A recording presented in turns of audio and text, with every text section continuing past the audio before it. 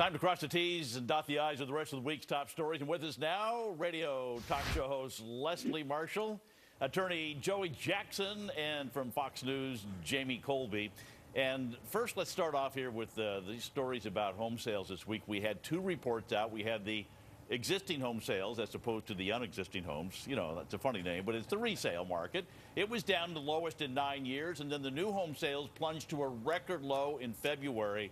So, Joey, are we going into a double dip on housing? It's difficult, and it just may be. Now, here's the point. The point is it's about jobs, jobs, and jobs. You know, sort of like when you create a business, it's about location, location, location. And so, look, we're not going to drive off the cliff yet. Some would argue we are off the cliff. I would choose to be optimistic. I think we're coming back. As we see the job market increase and people get more jobs in the private sector, I think we'll get a stronger housing market that'll come along with it. So, Jamie, I saw one analyst who was trying to plot this out and said it's not going to start, the minus signs are still coming for the next 2 years, and it'll be until 2015 before we get any kind of real recovery. You agree?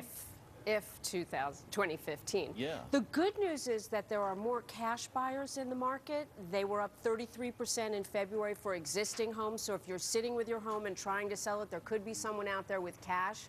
The other good news is that the robo-signing that went on with the banks that allowed these foreclosures to move forward, where sometimes these homeowners should not have been foreclosed on, they're getting to buy some time and hold on to their homes, because now the banks have to really substantiate that the house and the loan is ripe for foreclosure. I think that we're seeing an improvement. The jobs are important. There's no question. If you don't have a job, you can't pay your loan. You're not going to buy a house. Right. You can't relocate for a new job if you can't sell your house. But I agree with you, Tom. We are looking at a very long and difficult road for housing. Leslie, you're in Los Angeles, and you know, California really hit. So not only are the question is, what's the latest in Los Angeles, but the other question is, are people able to sell? Because you may be underwater. How are you going to, you may want to sell, you may want to move, you may want to move up, you may want to do a lot of things, but you're stuck, aren't you? Well, a lot of us, I have to tell you, I'm not selling my home, but if I were to, I'm upside down. And a lot of my neighbors have either foreclosed or done short sales, and that makes you further upside down.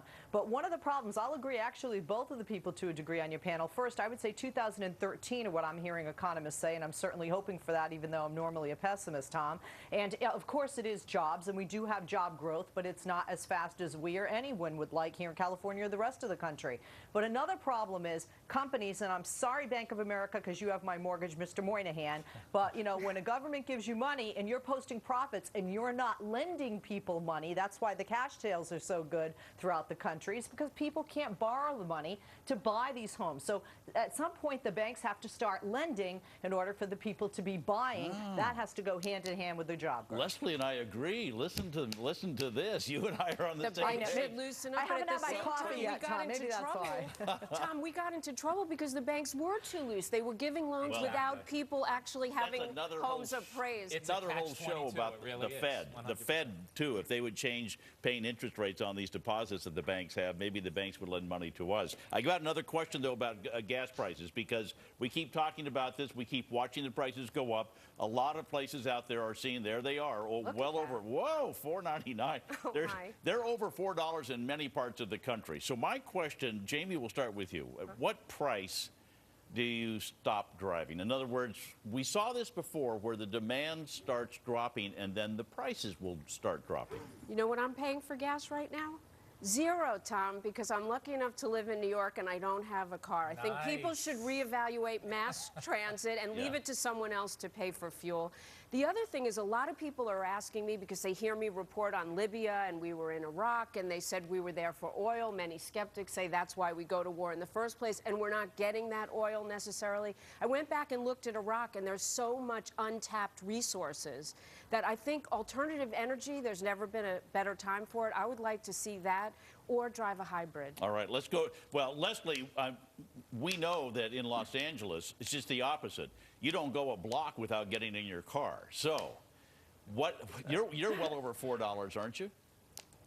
Oh, yeah, definitely. And I'll tell you, 4 freeways in 2 hours to get here in gridlock this morning. There's no way most of us here in Southern California can take public transportation. And being somebody who's lived in New York and from Boston originally, a Northeastern girl, I miss the ability to have those options. But there are options, and the options are either purchasing hybrid vehicles, more of those out there. This could be good for the auto industry in the future, electric vehicles, or quite frankly, Tom, why don't we use our power? The oil companies are posting profits, and you know, they had a movie out here called A Day Without a Mexican. How many days without people buying gas before the oil industry goes, we'll lower those prices regardless of the unrest in Libya and the rest of the you're the Middle perfect East. example of somebody who has to, you have to buy gas, and that's the question: is at what point? What point are you going to stop? You can't. Well, I have options though, because I don't drive a hybrid vehicle, and I do have options to look into that, or an electric vehicle here in an area where there's not as much mass transportation. You'll be getting calls from the car dealers next, I'm sure. Joey? Listen, I'm with Jamie. I'm with Jamie. I'm getting rid of the car now. Mass transportation, that's the way to go. But listen, the other issue is this. Look, necessity, as it's been said a million times, is the mother of all invention. Now's about the time that we look to alternative fuel sources or energy sources in general and stop this reliance upon this oil, particularly when you look at the region, and there's 27% of all the world's oil comes from that region, and there's so much instability. I would love to, but we're not ready to flip the switch. The technology isn't there. The president has gone to so many manufacturing plants of alternative energy sources and talked about what a boon it would be for the economy, how many jobs would be created, how great it would be for our children's future. Why isn't it happening? It's a small percent. I don't think the technology is there, but we're waiting for a new invention. All right, last one is the how dumb are we? Uh-oh. Yeah, Newsweek came out with, they had the 1,000 Americans, the U.S. Citizenship Test. 38% of them failed. 29% could not name the vice president. Think for a minute. Name again. Joe. George Bush, isn't it? Yeah. Leslie, how dumb are we? What's the deal? Why don't we know Joe Biden's name? Well, I think, honestly, because too many of us care about American Idol or who the biggest loser is, and I'm not talking about a politician, Tom.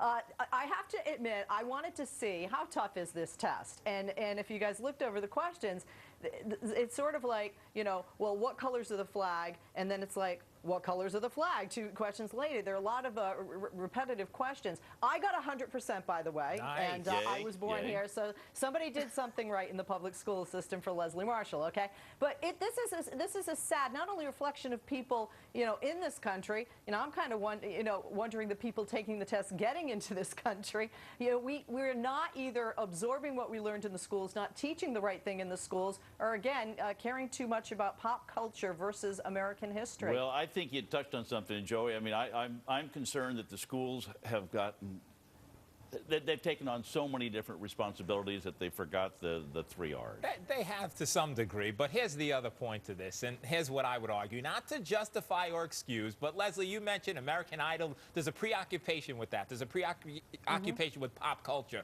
because people are stressed out. People don't have jobs. They don't have opportunities. They don't have other things. So they have to turn to these things to ease their mind, to settle down and not worry about the basic things. I think people really know this stuff. They just don't focus enough so that they can know it when it comes time. Really, Joey? Really? If you read a newspaper, you pick up this information every day, and I know you do. You did very well on the test. Leslie, you got 100%. I have to brag. Joey did pretty well, too. We were testing each other.